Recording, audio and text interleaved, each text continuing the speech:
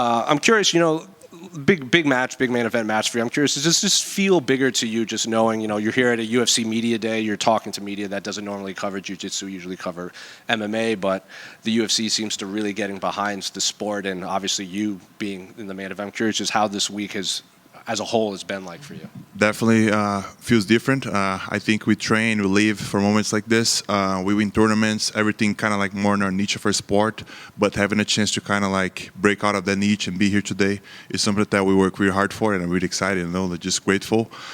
Nick is a tough opponent, and also what a good opponent for me to have this opportunity with, because he has a big brand.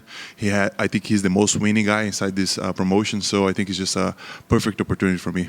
Well, speaking of Nicky, obviously he was in here and he said, he has a better understanding of the sport. He's not really putting too much emotion into this matchup as a whole. You obviously have a lot of experience and a lot of positive experiences against him in the matchup. So what are you expecting from Nicky when you do match up with him again? He's a really smart competitor. I see him coming in trying something new. I can see him trying to do that, but I think I covered all bases on my training. I try to be really dynamic with my approach. I told somebody earlier that I have been on the FPI before as the lighter guy. I fought somebody 40 pounds heavier than I was. I fought somebody the same weight as me, and now I'm the heavier guy against him. So it will be something different, but I look forward to implement my game.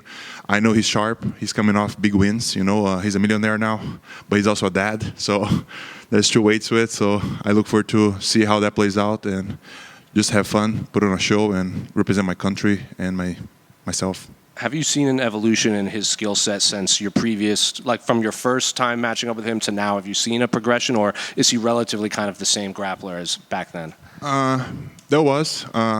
It's funny because every time we competed, there was always something like, I was just a blue belt and he's a world champion. In that match, I was just a purple belt and he was a world champion. So we faced each other as the black belts. And since then, I haven't seen any excuses from him. But although I'll give him credit, he has gotten way better in jiu-jitsu. I think our matches just got better and better. But for this one, I think it has a lot of potential, because I feel like he's more confident on his game lately. I think he got a few submissions on this past year, and I think that kind of like builds up on his game, and I think that will have him willing to go more for submissions and push the pace for this match. I think whenever he sees somebody like me that has more experience, you could say, like, I've been doing this for a longer time, he probably was holding back a little bit, so I see him being more bold for this matchup that we have tomorrow. And just last one for me, because I've been asking everyone up here. The big hot topic in jiu-jitsu now is, the banned substances. Fighters guys like you or Mikey and Nicky Rod they've all been outspoken against it. And they said this partnership with the UFC is a good first step to kind of getting rid of the banned substance in the sport. I'm curious, what do you make of, do you think that is the first good step, and how long will it take to kind of wipe out banned substances in competitive jiu-jitsu? Yeah, I think it's a good start. The main thing also with the aspect of banned substances is in the jiu-jitsu, the most boring guys would be the one abusing it the most. So it would be like a mix of like bad fights and like a bunch of roided up dudes just like pushing each other around. So I see like these new faces of jiu-jitsu nowadays. We're standing for something, but also delivering entertainment on the mats. So I think that's pretty cool. And when it comes to that, it's about longevity as well. Nowadays we have really young people join the sport, so the more you push that narrative, I think the more toxic it is for the younger generations. And we're here right now in the spotlight. We want to make sure to leave a good example for them. So I think that's my thought behind that. Yeah. Thank you, Victor. How disappointing were you? In the result of CJI last year? Everybody expected you and Nicky in the main event. Can you just talk about that? Oh yeah, man, it was. I don't like to say hardship, but it was kind of hard. Like I lost there. I got injured. I was out of the mats for a while. I had my dad, family over from Brazil to kind of spend time and kind of like chill, and then my dad ended up having a heart attack. So made it even worse. So it was kind of like dark times, but I feel that's why I feel so grateful to be here today. Like I went through some hardships, but I feel good now.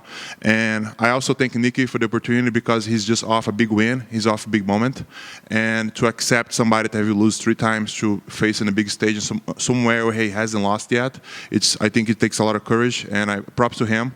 But yeah, it definitely was a tough phase. But I think that's what it's about. Every champion, he goes through that through those times, and you gotta, shine the light on you and push forward. And that's how I felt. I feel healthy, I feel good, and I look forward to show my newest version tomorrow. This might be a silly question, but you've grappled him 3 times, you've beat him all 3 times. Do you think that is like in the back of his head a little bit? I would think so, but I think both of us, him more lately, we strive for the submission. You know how much of an impact it is when you win by submission. I think from MMA, when you win by knockout versus when you win by split decision, there's a big influence there. So you always want to make sure that you're going to deliver the submission because you want to make a statement. So on our previous matches, we haven't submitted each other yet. So even though I have the wins, I think we have unsettled business, if you could say that. So I kind of have this feeling. I have won, I like winning, but I think he also feels the same way, like, he has beat me, but he hasn't submitted me yet. So I think that's kind of like what brings the fighter behind this match. I think we have more to prove. As I said, we have unsettled business, and I look forward to set it tomorrow. And finally, for me, do you think the rule set for tomorrow favors you or him, or do you think it just does not matter? I will be quite interested because if you end up going to the overtime, we actually never fought with scoring. I think a couple times we fought before, it was always just like submission only. So I think he's a guy that plays well with the points because of his wrestling background, and he's really athletic. So if you had to favor somebody, maybe him. But yeah, I don't really care about it. As I said, I'm confident, but definitely the points behind it make it a little more trickier to face a wrestler and athletic guy like him. Good luck. Thank you.